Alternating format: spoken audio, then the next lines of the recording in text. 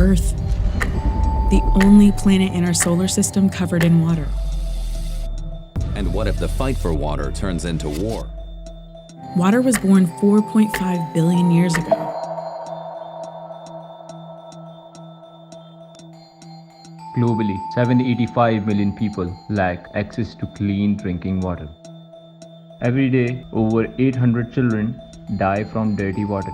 Due to diarrhea caused by poor water, sanitation and hygiene, the impacts of water scarcity affect families and their communities.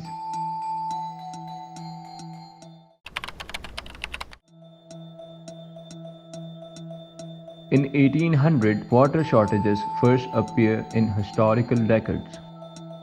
Since 1900, more than 11 billion people have died from drought. Worldwide, 2.1 billion people still live without safe drinking water in their homes.